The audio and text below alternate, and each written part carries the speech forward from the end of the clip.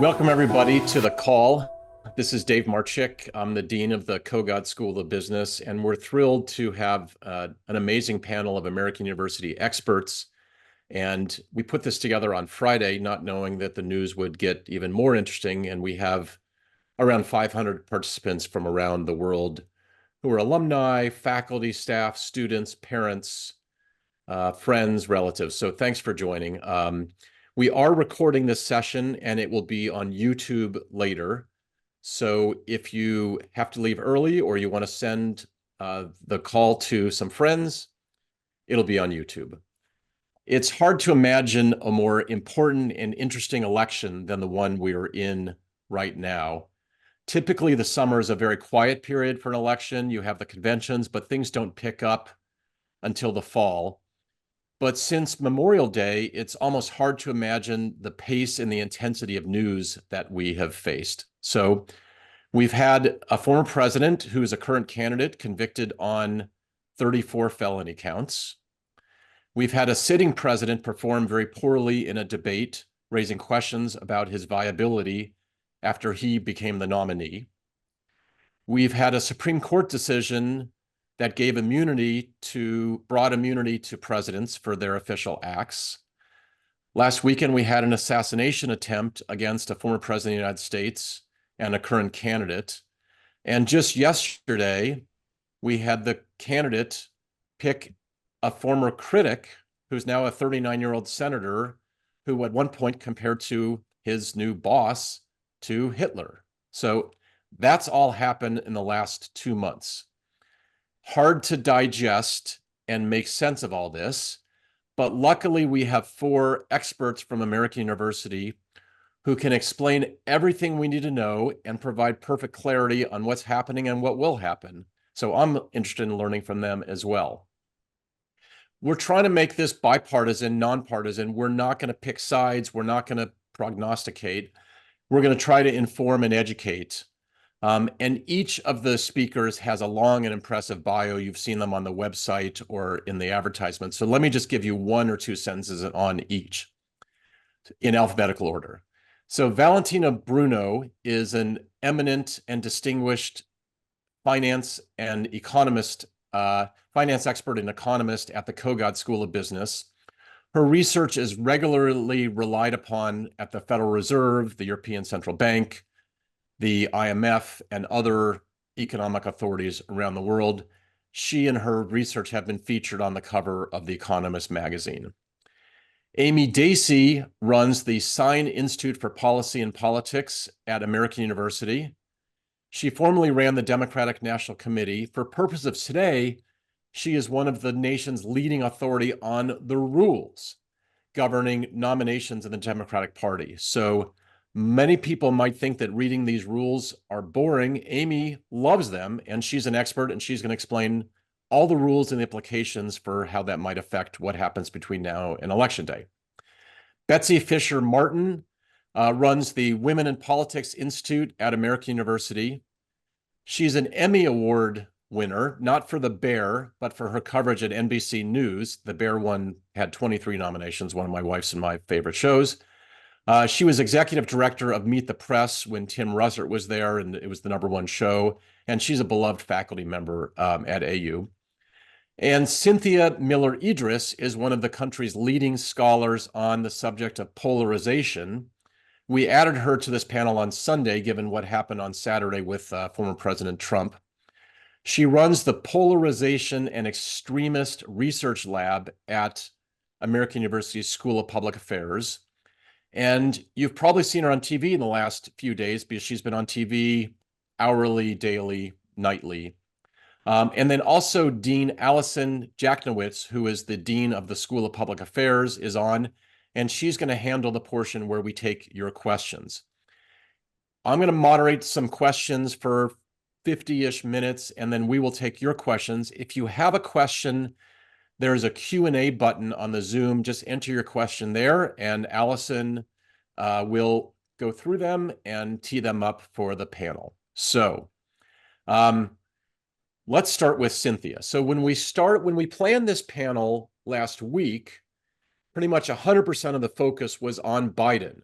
Will he be the nominee? Will he not be the nominee? What are the rules? What's going on there? We will get to that. But in the meantime, there's been an assassination attempt on a former president's life, current candidate. And there's lots of talk about the nexus between polarization in this country and that assassination attempt. Maybe you could start there, making sense of not only what happened over the weekend, but also other events that have been weaved in. The attempted assassination of Steve Scalise, a congressman, the attack on Paul Pelosi, the threat to Governor Gretchen Whitmer. It seems like this is happening with more frequency. Tell us what's going on, and will we see more of this, Cynthia? Yeah. Thanks for having me. It's such a privilege to be here with these colleagues who I admire so much, and with you, Dave. Thanks. Yes, unfortunately, I think we're definitely going to see more of this. I'm a little surprised we hadn't seen it earlier, in terms of the escalations that we have seen, not just in this country, but also overseas, where there have been political assassination or assassination attempts in the UK and in Germany in recent years. So it's a tactic that was, used heavily in the 1960s and then dropped off.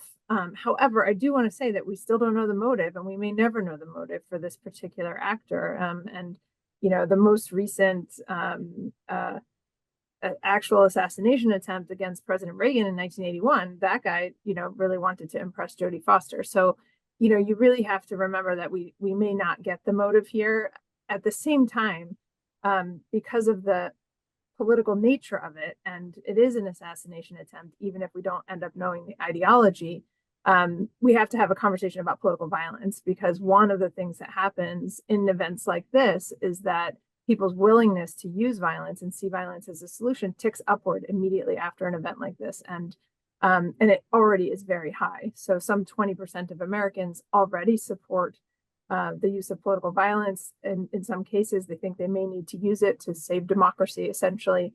There is a gap between Republicans and Democrats in that polling, with Republicans slightly, somewhat more willing, about 15% more willing to use it than Democrats.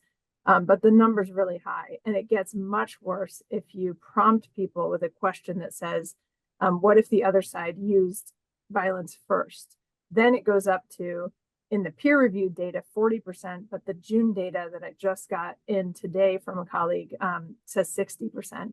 It's not peer-reviewed yet. So, no matter what, it's bad. 40% is already really bad of people willing to use violence if they think the other side has done it first. So I think what we're looking at there are really high numbers, and that's been trending upward in ways that have to immediately be de-escalated and dropped down, not just from political elites, but from ordinary people.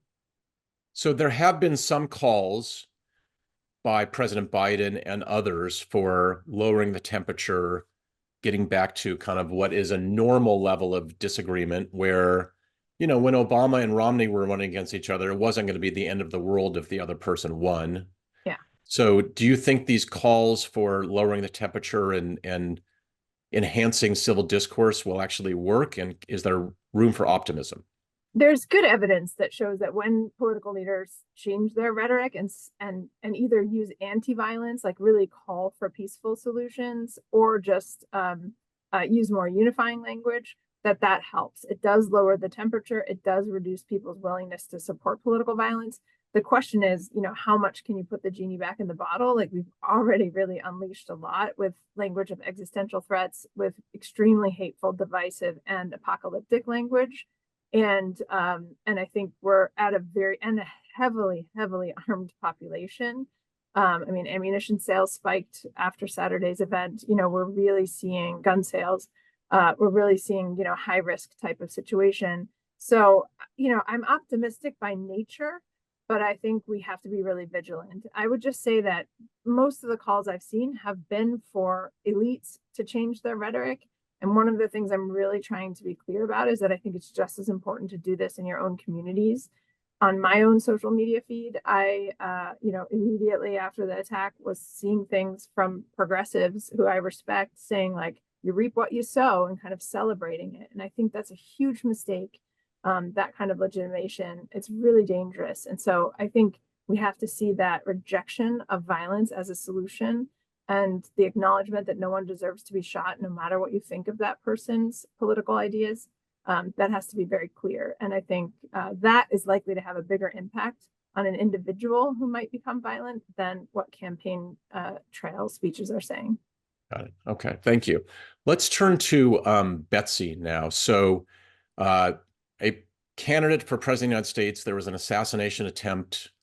The images after the assassination attempt of his raising his fist were iconic. Obviously, he reacted well and has achieved mythic status in parts of the country. So what is your assessment, Betsy, as someone who's seen lots of elections and lots of events, of how this dynamic will affect the presidential race? And it seems like, you know, there's no criticism of the Republicans and Trump right now because of what he just went through, but still lots of scrutiny of Biden. So how do you think this is going to affect the race, both in the short term and through November? Yeah, it's thanks, Dave. It's a great question. Interestingly enough, in the fall, I'm teaching a class on politics in the television age, and there is no further example than this last couple of months when we've seen these like iconic image visual moments, right? You've got the debate, and then you've got Trump with the fists raised. And you know, I think it fuels that aftermath of what happened and sort of his kind of strength and the fist and the fight. And it fuels already positive narrative for Trump among his base, and particularly in the playbook of the campaign, and especially among male voters, which are important for him, right? This notion of strength, it just doubles down on that in a big way. And so that's one aspect that I think we've seen kind of on full display this week already in Milwaukee. And then I think you've also seen, interestingly enough, some undercurrents from the Christian right, another kind of strong demographic area of Trump, that his survival, that is God's will in a certain extent, like a sign. And so I think you're seeing, and you're talking to voters and listening to the kind of things that they're saying, and Trump is going to fight, and like, there's a reason, you know, the bullet, you know, didn't kill him. And so both of those play in. On the Democratic side, it's obviously a bit trickier for the Biden folks, because how do they walk this line of challenging Trump, attacking Trump, while kind of not playing into his hands by saying that they're inflaming the hate against somebody who was nearly killed? What we were just talking about with Cynthia, right? How do you this lowering of a temperature in a certain degree has to be a two-way street. You can't have it just be for one side. It's not politically viable for that. And so I think you're seeing kind of both parties kind of, in one hand, for the Republicans kind of running with it, right? Running with this political aftermath, and for the Democrats trying to figure out how they're gonna walk this line. And there's also tension within both parties. So you see that in the Republican Party, it's certainly Trump's party, right? But there are dissenting voices, and the traditional Republicans, even conservative traditional Republicans like McConnell, he was booed. And the Democratic Party, there's certainly fissures over Biden versus not. How does this, seems like there's some kind of political realignment going on, and J.D. Vance as the nominee moves them even further away from the traditional kind of free market, interventionist, strong foreign policy Republican Party. It's an interesting component, because we think so much about, you know, unity. That's kind of a buzzword. McConnell, you mentioned being booed at the convention. You know, he wishes that he could boo the convention himself, you know, because he's certainly not happy with the direction of, you know, his Republican Party. You know, we've gone from sort of the Bush, McCain, and Romney to now 3 consecutive conventions nominating Trump. In 2016, of course, there was much more of a dissent to Trump, but this is fully Trump's party now. That transformation is really fully complete. And it's a transformation that somebody like McConnell or Paul Ryan or Mitt Romney are not happy with. I mean, we have a new vice presidential pick of an isolationist. We saw a primetime speech on Monday, the opening night of the convention, with the president of the Teamsters Union calling the Chamber of Commerce and the Business Roundtable unions for corporations and vilifying corporations. Like, that is not the Republican Party of old.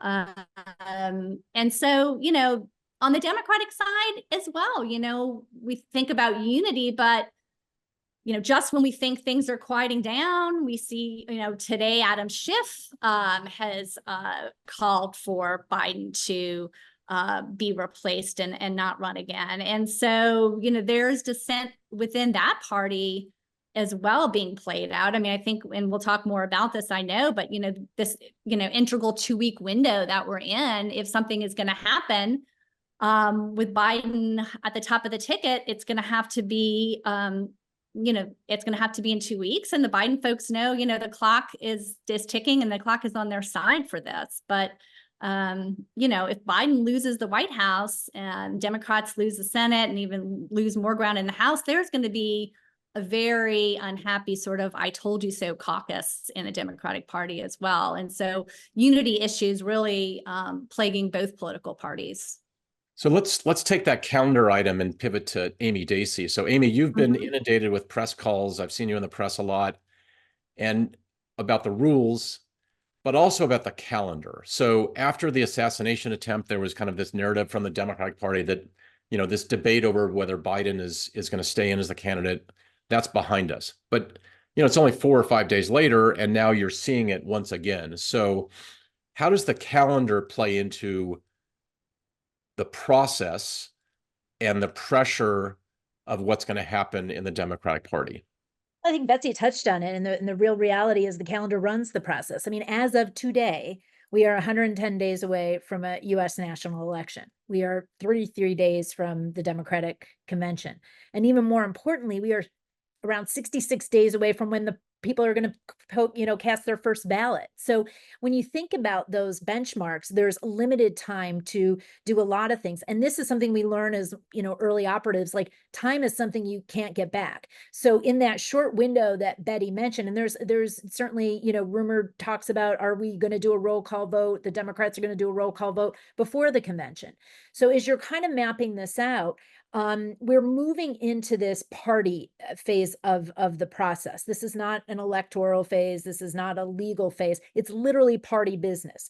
And the positioning of these two conventions was decided very early on, you know, and so now it can, you know, the parties are working around that. So in these next, you know, month span, you've got Republicans naming their nominee. That influences, you know, the calendar, influences, you know, how decisions are being made forward. And then you've got this momentum that's questioning, like, you know, we take these conventions, we take our presumptive nominee, we have votes with the delegates, and then they become the actual, you know, nominee in that process. And so the calendar is driving that. We've got a short window to make changes if they're going to happen. In addition, you've got operations that are making decisions about how many, you know, people are you going to put on the ground? Where are you putting your resources? What states are in play? What states are not in play? And this is all limited. So each 24 hours that goes by, if you're sitting, you know, in those campaign offices, you realize it's 24 hours you can't get back as you're moving to November 5th day. So, Amy, we saw an article about Senator Schumer, the majority leader in the Senate, putting pressure on the DNC not to have a roll call vote, which essentially gives more time to the Democratic Party. Adam Schiff, the Senate candidate in California and a chair of committees, senior House Democrat. Do you see this drumbeat picking up again, given this 2-week window that you talked about, or 3-week window? Or do you see it being a slow drip, or what are you hearing from your friends in the Democratic Party? You know, you do see that there was this slowing down, you know, of these conversations. Certainly right after the debate, you saw this big conversation in the Democratic Party. Are we moving in the right direction? Is this, you know, the ticket that we want moving forward? The unfortunate events of this weekend happen. And this just shows, it always within 24 hours, things can change so much on this stage. But we also saw, a letter from Congressman, Huffman, 20 Democrats that are against this roll call, vote. Then you see others, the chairs of the Rules Committee, Leah Daughtry, and then, also her co-chair saying, it won't be before August 1st, but it might be. And the impetus of that, again, how the calendar drives, we have a late convention. And the other thing that's really pushing against these decisions is there's got to be names to put on these ballots in the states, right? So when Ohio says we need the names before when the, convention is going to be over, but then the governor says, no, it's okay, we'll do that. That was the impetus to try and do that roll call vote early originally. Do they still need to do that? Well, now it might be more a strategic decision than it is a practical decision, because some of this is just practical. How do you handle the logistics of an election? And so that's coming into play. I think, as days goes by, you see President Biden, out there more, on the stump, but are people still, feeling confident? This is party driven, right? So the Rules Committee, the delegates, the DNC members, this is all a party decision. Now, it's based on delegates that people elected. And you also have a scenario where President Biden has all the delegates. There really was no opposition. They're loyal to him. They were either elected, on behalf of the voters that voted him in. So that's what we're watching. And, that first night of the convention is when the rules are adopted. The call to the convention was written 2 years ago. That all has to be adopted again. One of the pieces that's really important. So I think we might see more people, push this. This is where, some of those, elected officials are kind of pushing against, but they're also in that super delegate category of delegates at the convention that don't get to vote, on the first ballot anyway. So who is driving and pushing, this movement? And if we do the roll call vote early, is that, relieved? Or even if you do the roll call vote early, you can have another vote, at the actual convention. So these are a lot of things that day by day are changing and evolving. Got it. It'll be interesting to see how many more voices are added to that conversation. Okay, let's turn to Professor Bruno Valentina. So you're not a political expert, but you're a financial markets expert. So the markets are predicting almost a 2/3 likelihood that Trump will be the next president. The dollar has strengthened, the Mexican peso's weakened, and spreads have widened between short and long-term treasuries, implying greater likelihood of more inflation and larger deficits if Trump wins. So how do you read the markets and what they're saying, and how accurate are markets in predicting who's going to be president? Well, Dave, thank you for having me here. I see that investors are a bit sitting on the fence. On Monday, we saw the yield curve steepening in anticipation of looser fiscal policy under Trump, but that has been quite temporary. An expansion of the 2017 tax cuts would definitely boost the deficit, perhaps sending the US dollar even higher. But I think that there are also other reasons why the dollar can get stronger. We see that the US economy has been resilient, whereas the Europe and Asia economies have been struggling a bit. China is having problem also with internal demand and the real estate bubble. So the complexity of the global economy is quite high. So investors, I think, are sitting on the fence. And do you think the market is going to be like, do you see the market as highly accurate and as a indicator of what's going to happen, or inaccurate, or it could change? Well, there is still plenty of room for surprises with almost 4 months to go in the US election campaign. We saw today that Trump said something about the geopolitical situation, and the NASDAQ fell. So, it's going to be very interesting on a daily basis. Okay. I was looking for a definitive answer, but we're not going to get one. Okay. So we don't know. All right, so Betsy, let's come back to you and just talk. You made decisions for almost 25 years about what the press was going to cover, you know, at NBC News, Meet the Press. And certainly when you were there running Meet the Press, that led the news for 2 or 3 days after your show. So the press, after the debate, seemed to be just pounding Biden to leave. And in my discussions with friends in the press, it was almost personal that they felt like the Biden team had misled them, that, you know, things were much worse. So do you see that picking up again in the press, or do you see that story behind us in terms of what is driving what's on the front page and on the news every day? Well, I mean, I think it's very much dictated by, you know, members in Congress and sort of the Democratic Party. I don't think, you know, the press is reporting on the conversations that are actually happening. And so if those conversations continue, yes, that will be back in the news.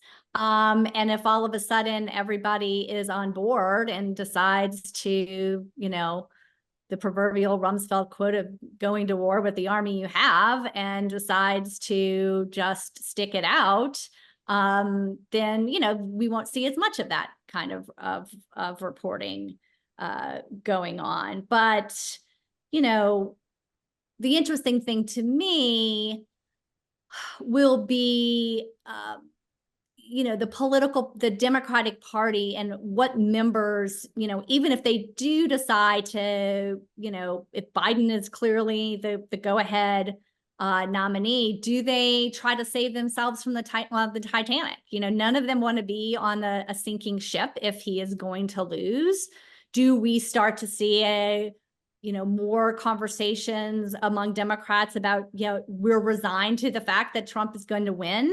How do we save ourselves in the sense? How do we, you know, encourage ticket splitting, for example, you know, not super common in this day of nationalization of elections, but is there a scenario where, you know, maybe not overtly, but there is this renewed sense of, you know, it's more important now than ever, if you're going to have Trump in the White House, to have more of checks and balances in Congress, in the House and the Senate? Are we going to see those kind of discussions happening? So really critical, you know, the next 2 weeks here. And like I said earlier, you know, Adam Schiff coming out today, you know, he is a protege of Nancy Pelosi, and how much is she still in the mix on trying to get Biden to move along as well? Okay. Cynthia, let me come back to you on a question, which is that since the assassination attempt, kind of the world has turned on a head in terms of messaging around polarization. So you've had President Trump calling for unity, even though, you know, he's been a divisive figure for 8 years since he started running in 2016. We had January 6th. His rhetoric has been very tough and divisive. And you have Biden, who ran as someone who was going to bring the country back together and normalize the presidency, on the defensive for using the word bullseye. So how do you square kind of what's going on today with what's happened over the last 8-ish years? Yeah, I think you know, the most dangerous kind of rhetoric is the us versus them thinking, that sort of us versus them polarization, in which the other group is posed as an existential threat. So whenever you get to a notion that there's an existential threat, that then the next step is usually that has to be met with violence. That's sort of is what we talk about when we talk about radicalization to extremist violence, radicalization to mass violence, political violence. So there's a lot of that out there. There has been a lot of that out there. You know, threats from Trump's campaign for more than 8 years, really. I mean, leading into the election, legitimation and normalization of the use of violence, kind of even in interpersonal ways. And we have seen some of that from the Biden camp as well, around, you know, backed up by some evidence, for example, that we are now on a list of backsliding democracies. We are globally, right? And so this idea that democracy itself is in peril, and it's we're going to collapse as a democracy. So there's concerns that raise that sort of temperature around existential threat. And that once you get to an existential threat, or the idea that the other side is evil, those two kinds of things tend to mobilize violence. And so I think what we're seeing now is a sudden scramble to sort of like, oh, let's quickly bring this back. Maybe it's not so existential. I think both sides feel it's existential. And so it's very hard to actually get away from that if you really feel that this is an existential threat. And so how do you convey the urgency of the sense of threat without making the other side inhuman, evil, right? How do you make the other side still hold onto our humanity as people, so that no one gets shot, essentially? And I think it's a very tricky needle to thread. And I still think we're not really going to see that de-escalation last. I think we're looking at a very brief lived kind of willingness to renounce violence, but then continue to position the threat. So it doesn't bode that well for outcomes on the mobilization of violence, particularly from people who are on the fringes, who are not necessarily always behaving in a rational way.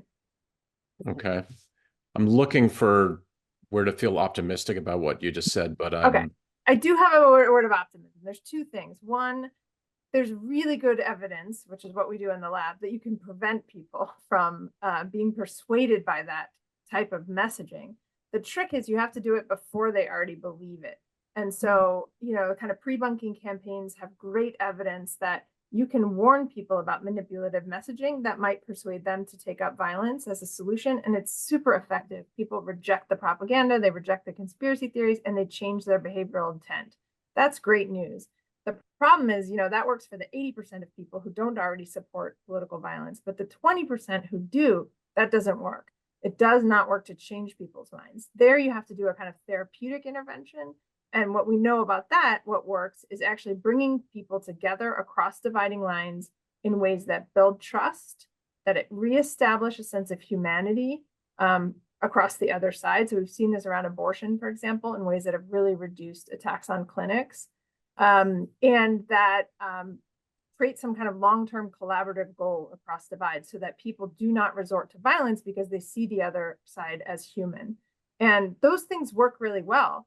But it's hard to get, as a person who tries to raise a lot of money for the work that we do, you're constantly pitching ideas and then getting funding. In terms of large scale campaigns to get this stuff done, we're a little bit behind. Got it. Okay. Amy, let's turn to you for a series of questions around the rules. Okay, so we don't know what's going to happen with Biden, and we don't know what's going to happen in terms of whether there'll be a groundswell of support. There may be, there may not be. We just don't know. Okay. Well, let's assume that Biden decides to withdraw. What is the process for selecting a nominee, and what's the timing for doing so? So what basically happens if before first day of convention, but Biden decides to step down, there's a scenario that there's either a contested nomination or a non-contested. He throws his support, say, to the vice president. No other candidate decides to run against her. It's the traditional rules that go along, with the convention, where on the first day you adopt the rule, the call, then a roll call vote happens. Her name's placed in there, and then you go forward. They pick the vice presidential nominee. So really, the delegates who are elected to the convention have the power to select the nominee, and there's about 4,000 of them, right? Well, yeah, basically on the Democratic side, it's a little different number-wise from the Republicans, but you've got about 4,600 delegates. Of those, about 3,900 are pledged. 739 of those super delegates are unpledged that I mentioned before, that are party leaders, elected officials.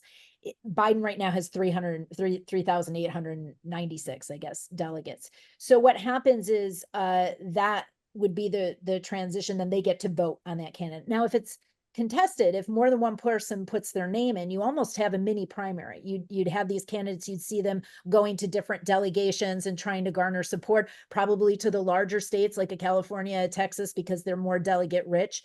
There could be, debates that happen. But the other thing you need is you need 300 names to put your name on the roll call vote. And then you would see a series of vote. Now, you only need a simple majority to win the nomination in these scenarios. But that would be, how this would run out over the course of those, days, the 4 days of the convention. And you would keep doing that until you had that simple. Okay, so there are 4,600 total delegates. You need a majority, so 2,300-ish people Well, out of the decide. pledged delegates, the first ballot, you need 1,968 to win the nominee. Okay. So 1,900 people are going to decide who the nominee is of Biden. Okay. And do you believe that Vice President Harris is the presumptive choice, or do you think that if Biden were to withdraw and not signal anything about his vice president, would that create an open primary-like process within the convention or before the convention? Well, the interesting thing is a lot is, unknown. These delegates are really supporting the Biden-Harris, ticket. So what is their intent of those 1,900, would they support her? I think the biggest question is, would somebody else want to put their name in? Could they get the 300 names to do that? It would be the most likely scenario that if Biden stepped down, would you see him support and throw his support to the vice president? The question is then, is it that, or is it that, contested where several people put their name in? But the delegates wouldn't throw, you would really have to have other people put their name in, and then they would have to have that mini primary and try to garner support to be on that roll call vote. Got it. Okay. And so let's say there's a new nominee that has been selected, whether it's Vice President Harris or someone else. How is the vice presidential nominee selected? Is that a free-for-all vote, or is that selected by the person who becomes the nominee? Nominee would still be able to put, select their vice presidential nominee, and there would be a roll call vote to, accept that. You would assume that it would go in that order and be accepted. Okay. Let me throw out another question for you, and maybe Betsy can jump in as well, since Betsy knows a lot about politics and has followed this forever. If Biden decides not to withdraw, what are the prospects or chances that someone else will put their name in the hat, or there will be a proposal to have someone else contest him along the lines of Kennedy, Carter in 1980? Yeah, I mean, it's a good question, but it's really about math. And when you think about it, Biden has, these are loyal supporters of his going into the convention. He has those 3,800. That's a lot of attrition to kind of leave and go to support another nominee. Would that be, likely or not? I think these are individuals who either ran on the ballot to be a Biden delegate, or after the primary caucus, they were in their own party, conventions were selected. So I'd love to hear Betsy's thoughts. I think it would be, it's such an overwhelming amount of delegates that he has right now. I mean, Dean Phillips has 4, Jason Palmer has 3. It would really be a lot of attrition. And I do think, a lot of these individuals are loyal Bidenists, Biden followers.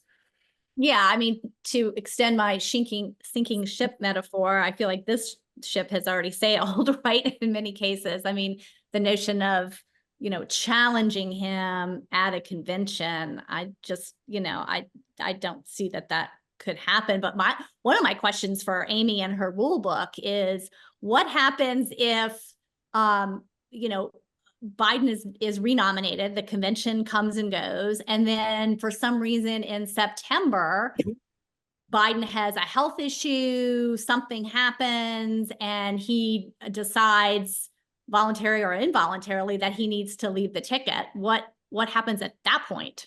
Yeah, it's a great question, because there's only been one time in history, post-reform, and that was in 1972 when the vice presidential nominee stepped down. And what happens is it changes a little bit, because what you have is now it moves to the Democratic National Committee away from the convention. And so what you have is the chair of the Democratic National Committee will call a meeting of the DNC members. Now, the Democratic National Committee members are numbered of 430 members of the party that do party business in between conventions. They make decisions. They move along and are a part of that body. And they would then run this process and would decide who the new, nominee is. But those 435 people would become the players that then did that. And like I said, there was only one time that I'm aware of is 1972 that they did this. And so another vice presidential nominee was put forward. Those 435 people would vote. And so that would be happening. Now, again, it goes back, Betsy, to David's question about timing and calendar. Right. I mean, what's the worst case scenario for Democrats or Republicans? That they have a write-in candidate, right, on a national election ballot, because these states have to get names on the ballot. They have to do this. So there is a process in place for that, but it becomes even more complicated after the convention. And the Democrats do have a later convention this year, later in August. So what's the latest you can have a change of a ticket in your view? That's a good question. Like I said, you've got people scheduled, elections, early voting scheduled in states around September 20th. So I find it very hard to see that, scenario going past, end of August, beginning of September, especially in those states. And we're talking states like, I think it's Virginia and North Dakota. There's some states that do have that early vote, and that process has to be moving forward and in place. Okay, let's shift to the economy. And then we'll talk about some polls. And then we have some great questions from the audience. If you want to, we have some great ones already in. If you want to ask a question, just enter in the Q&A. So Valentina, we are all seized with this on a daily or hourly basis. The average American university student is seized with it. That's in part why they come to American, because it's in Washington. The average voter is not seized with these issues. They're focused on their kid's soccer game or summer vacation or their mortgage. So, and the economy. So in your view, maybe you could just tell us what's the state of the economy for the average voter, and will it be better, worse, or about the same in November? Dave, in terms of the real economy, when inflation is high, people notice it. And people's behavior, wages, negotiations, and pricing, these are all guided by what's happening in the economy. So that's why I think that the role of the central banks becomes even more important, is to prevent the economy from sliding into a high inflation regime, because that battle, the battle of inflation that is affecting the real economy and how much we can buy with $1, is still not yet done. So let's talk about inflation. I mean, the reports from last week and earlier this week are almost perfect. Inflation's subsiding. The economy is strong. The stock market's hit new highs. I haven't looked at the market today, but the Dow was at an all-time high yesterday. But the average person that walks into a grocery store sees that a basket of groceries is 30% more today than it was on election day of 2020. So how do you square kind of the official news, which is the economy's great, the stock market's high, the Fed might be able to start easing, with what the average American is feeling? Yeah, no, Dave, that's a very, very good question. You're right. Inflation has cooled down after we have witnessed a period of high inflation in the past 3 years. What happened is that we had a very unusual nature of the shocks, where we had a strong dollar and high commodity prices due, for instance, to the war in Ukraine. And this has been a kind of a double whammy that fed into high inflation. Now, Dave, to answer your question, when prices go up, they stay up. They don't go down. So even if we see in the press, inflation is going down, that doesn't mean that prices are going down.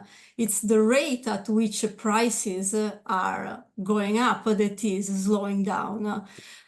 But wages did not keep up with the speed of inflation of the 2-3 years. So that's why purchasing powers have gone down, and it's here to stay, unfortunately. That's why the fight to inflation is of first order importance.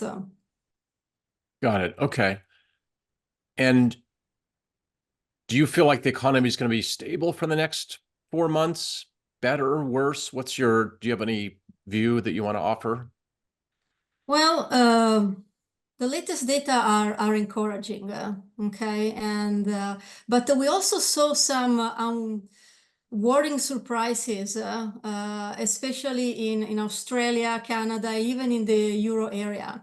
So we're not gonna have bad surprises as we had in 21 or 22 in terms of inflation, but yeah, it seems that the job is not done yet on that.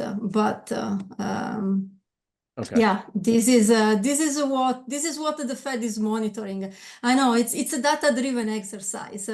It's monitoring on a daily basis what to do and eventually act. Okay. I'm not going to ask you for any stock tips, but okay, let's go to another form of data, which is the polls. And Betsy, you've been commissioning polls and reading polls for many, many years. So how do you read the polls today in general? And then let me ask you about the swing states. So I did some research, and 4 years ago today, Biden was up 15% in the polls, 15 points. Today, he's down, say, 2 or 3 points.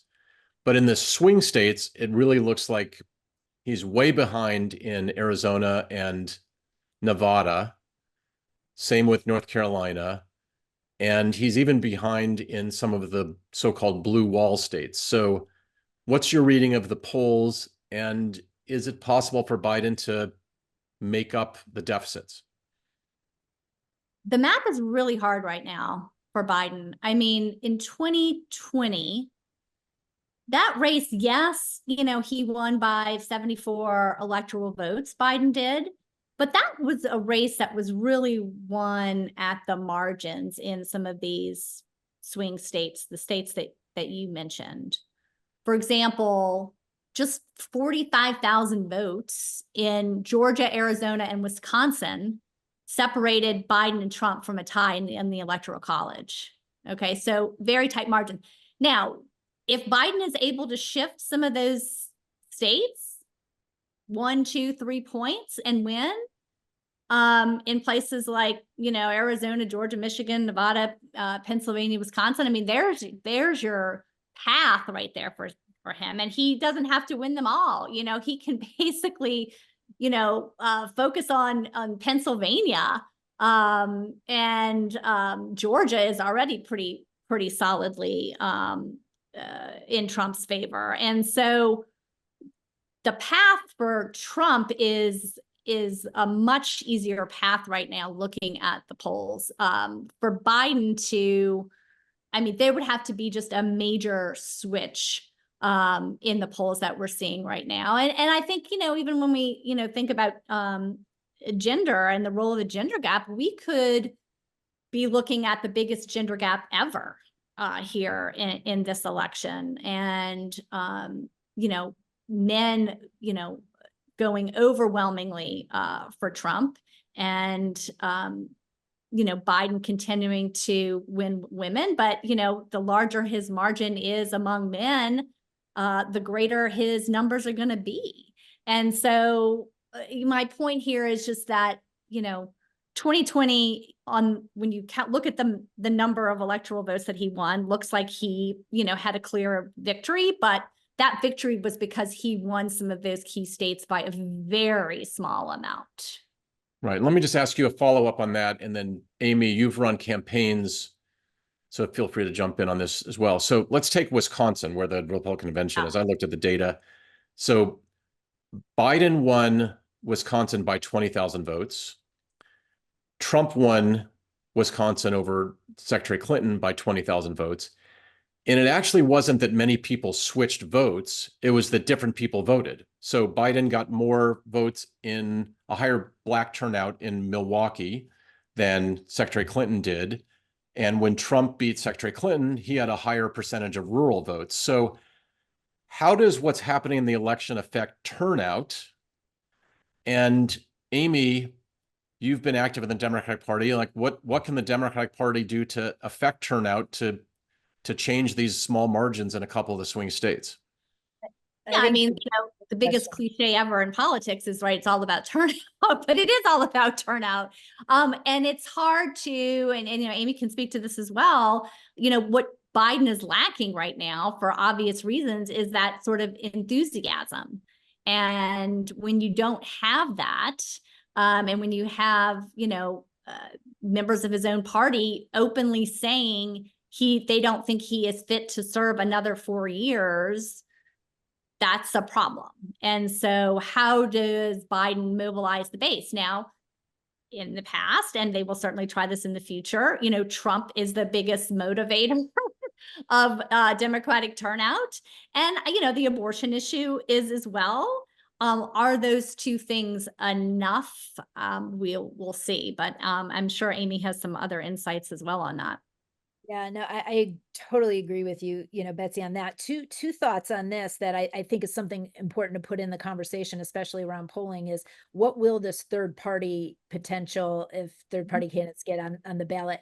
A YouGov poll recently came out and said that in Michigan they saw, RFK Jr. getting 4% and Pennsylvania 3%. We've seen this in the past with Jill Stein too, in some of these states in 2016, how just a third party candidate can pull votes in a different direction. So that's a big thing that I think that they're looking on. And, it's right directly during the convention, Tony Fabrizio, who is Trump's pollster, not only referenced that third party, point, he's also talking about expanding the map, right? So their confidence is that they think that they're suddenly being able to put a Minnesota, a Virginia, a New Jersey, a New Mexico as toss-ups are in play. So if you're not only just focused on those traditional battleground states, but expanding. The other thing is, what do Democrats do? Well, you see what chairman of the DNC recently did is put $15 million into 7 battleground states. So they move money to Arizona, Georgia, Michigan, Nevada, North Carolina, Pennsylvania, and Wisconsin.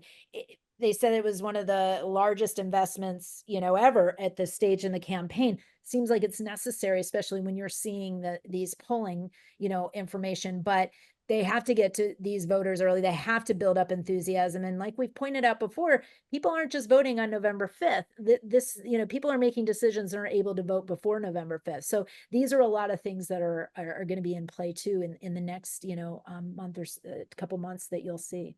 Okay, I'm going to ask a last question here, and no on the one hand, on the other hand. Let's get some.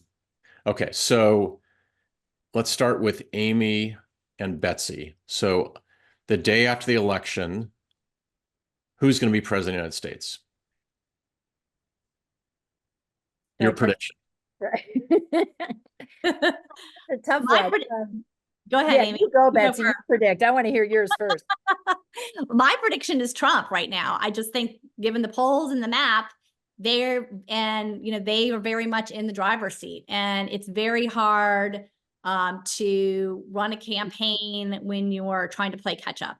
And sometimes, okay, Amy, sometimes bad ideas happen, like the idea to debate Trump in June. But go ahead. Listen, I'm not going to discount the last 30 years of my life. I'm going to say it's a Democrat, right? That's what I'm, thinking and, aiming for. But listen, when people are feeling that this, and I agree with Betsy, we've talked about there's a limited amount of time, but let's go back 1 month ago today. The electoral field, some of the things that were happening were in a different place. This is evolving and moving day to day, but I do think the Democratic Party has to make quick decisions fast. They have to build up, momentum. They have to, and they also have to define their opponents. We have a new vice presidential nominee, with Donald Trump. We have to say who he is, who this ticket is. I think they have to hold them accountable for making changes in this platform that I'm not really sure if on the electoral front they're on. But also, it's not just about that decision, David. We're looking at, like we mentioned early on, the House, the Senate. What happens in some of these Senate races? How will this affect a Sherrod Brown in Ohio, a John Tester in Montana? What about that slim, margin where you're looking at 220 Republicans in the House versus 213? A month or so ago, a lot of people would be telling you we could take back the House. Has that, environment changed now? So I think it's constantly evolving. Okay, so Amy's on the record that the Democrats are going to win. Well, my Okay. mom's probably on this, so I have to, come on, David. All right. All right. I'm going to turn it over to Dean Allison Jacknowitz, who is the Dean of the School of Public Affairs. We have a lot of great questions from the audience, and we have about 20 minutes to go through those. So thanks very much. Allison, over to you. Great. Thanks, Dave, and thanks to our panelists. We have many great questions, so I am going to try and get to as many of them as possible. And the first question is actually for you, Dave. It feeds on your last question of who do we predict is going to be the winner of the election. Given you're an expert in presidential transitions and have written a book on the topic, what do you predict the presidential transition will look like in January? Okay, so presidential transitions, only in the United States does a candidate have around 100 days to organize a government. 4,000 new political appointees managing a budget, multiple $1 trillion, 2 million civilian employees, 2 million military employees. The candidate who is in office, so there's basically three scenarios. If President Biden wins, he may or may not shake up his cabinet. Certainly, he's got a pro in Jeff Zients, who's the chief of staff, and they are looking at personnel to determine who's going to stay, who's going to go. Some people are tired. Some people may go not of their own volition. If Trump is the nominee, he will have a very short amount of time to put together a government. Trump, if you look at all of the modern transitions, Trump has overseen two of the worst transitions in US history. The transition in, he was slower to appoint people to the government than any other modern president. And he did not have a team ready to go the day after the election. And on the outgoing transition, he delayed the collaboration with President-elect Biden, even though we were in the midst of a COVID crisis, an economic crisis, a financial crisis. And you may recall that that was the time of George Floyd, so there was a racial reckoning at the time. So that hurt the recovery and it slowed the COVID response. If there's a third party, if there is another candidate besides President Biden who wins, that's not Vice President Harris, that person will have to be scrambling to do their transition planning in a very short amount of time between now and election day, so they can be ready to hit the ground running the day after the election with appointment of chief of staff, selection of the cabinet, selection of the White House staff, and that's really not enough time. So there's a lot of potential for uncertainty and formation of a new government if either Trump is reelected or if there's another Democrat elected whose name is not Biden or Harris. So I'll turn it back to you. Great. And I think that segues into another question that we've received a lot is if Biden is not the nominee and Harris ends up not being the nominee, who do you think will be the nominee and who do you think has the best chance of beating President Trump? And I'll turn that to Amy or to Betsy. Well, I think if in politics, you name 100 scenarios, is probably the 101st, right? But like when you're looking at this, if it's not a Vice President, Harris who assumes the nomination, there's a lot. I mean, the one thing that over the course of the last, several years, the Democrats have certainly built a strong bench of Democrats. There's a lot of names actually floating around, and mostly about like in 2028 and beyond, if the Democrats were not to win the election in 2024. But there's a lot of strong voices in the Democratic Party. You're looking at, and some of the polling has showed like, there's people like a lot of the governors, Governor Moore, Governor Whitmer, Governor Shapiro. There's, a lot of individuals. You look back at that 2016 stage, there was, it was a robust group of Democrats that were running. So, I mean, that's about who's going to put their name in and who wants to take that step. But I think you see all the surrogates that the Democrats have as well in the cabinet and, outside as governors and, other party leaders. So there's a lot of names I think you see, floating around, but I think that shows the long-term strength of the Democrats in some of these, and if you're looking, outward for the long game.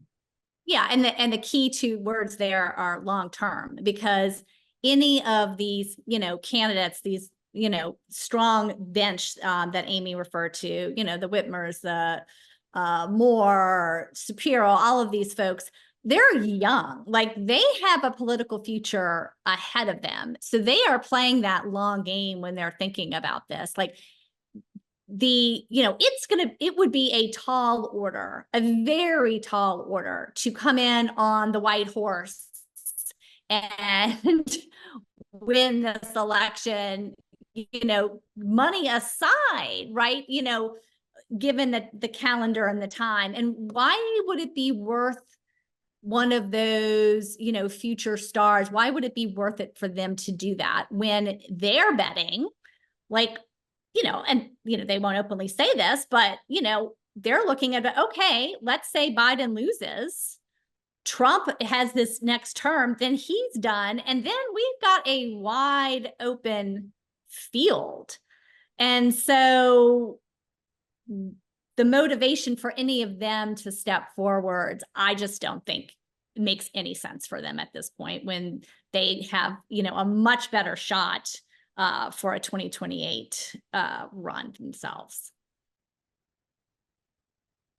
Great, thank you. So there's another question about different scenarios or what we could expect if President Trump wins. And so one person wrote in that if President Trump wins and he's selected Vance as his vice president, what does that mean for foreign policy? Do you expect a cabinet that is going to be more balanced with foreign policy expertise? And how do you think other countries around the world feel about a presidency with Trump and a vice presidency with Vance? Well, I would just start by saying, look, Trump picked Vance as to be very much remake in the image of himself, right? And so I don't see a scenario where Trump is going to balance out, a cabinet to make sure that he's not putting together a team of rivals, let's just say. And so I don't expect, I expect a cabinet to kind of look like you would think a Trump cabinet would look like, and made in the image of Trump himself. And so all that goes along with that. And so when you do think about, allies, NATO members overseas, I think they will have to come to terms with that. And, given everything that's been said, they're probably not too happy about it, but they are probably already starting to, have to plan for it. Do any of our other panelists want to address that question as well? I think the issue of personnel is going to be a real challenge for President Trump. He went through a lot of personnel rotating, over and over again, more chiefs of staff than typical president, more secretaries, firing people by tweet. And so, a real question is, if he were to win, will highly competent professionals be willing to go into the government? And, if you look at some of the comments from his sons and some of the people around him, the level of loyalty tests that will be applied are even stronger this cycle. So I think there's real challenges that he will face in forming a competent government were he to win. Yeah, loyalty will, pardon the pun, trump everything. And I think that's why, you saw Vance picked. He wanted somebody who was going to be loyal and was at the end of the day. And I think, they will continue to have these loyalty tests, scrubbing of Twitter feeds and statements and everything else, Vance has been able to kind of withstand that because he had a very open, complete 180. But the loyalty issue is significant. So I have another question related to President Trump and the media. So President Trump, in a lot of his actions, executive orders, seems to disregard Supreme Court decisions. However, it doesn't seem like the media picks up on it or discusses it. Can you comment on this and also the media's treatment of President Trump? Is that for me? Anybody? As a representative of the media here. I'm not so sure I understand what the premise of the first part of the question about disregarding Supreme Court and the media there. So I'm not completely following that, but I will say, you know, the push and pull of the media in, you know, in Trump 2.0, you know, the vilification of the media. I mean, we heard this yesterday even at the convention again, you know, the fake news. What struck me at the rally in Pennsylvania, of course, Trump, you know, as he does in all of these stump speeches, you know, starts with, you know, those guys in the back, the fake news, why are they here? You know, I've got so many people here. They're probably not even going to show you how many people here. I mean, like we've heard that rhetoric before. But when the shooting happened and the cameras on the risers were kind of obviously panning the crowd for reactions, you saw this vilification right out of the gate from attendees at that rally, turning around to the cameras, you know, flipping them off, the media, they're at fault, you guys did this, like the animosity to literally turn on the media as it was the media's fault because of the shooting, to me was striking right out of the gate. So that's my media observation for the week. Thank you. Anyone else want to weigh in on that one? I would maybe just add that I think it's important to just remember, even though I don't know what to do about it, that there's this incredibly difficult landscape for media right now, and that they're incentivized to choose the most salacious headlines, the most salacious content in a lot of ways to get more clicks. And that's part of the problem in the polarization and the escalations. You know, I see this, I write a lot of op-eds and I don't get to choose my own titles, and the title choices are always extremely frustrating to me for exactly that reason. And I understand why it's done, but it does create a sense that, like, am I part of the problem just because I'm writing for the media if the headline is so misleading to draw clicks? And so I think that that's just something, I don't know how to fix it, but it's part of the underlying problem. Is just the way that the profit model has shifted and how hard it is and how decimated a lot of local media has been. So another question that came in is related to transitions, but if Trump wins, do you think he will step down in 2028, or do you think that will be an issue? And anyone can answer this question.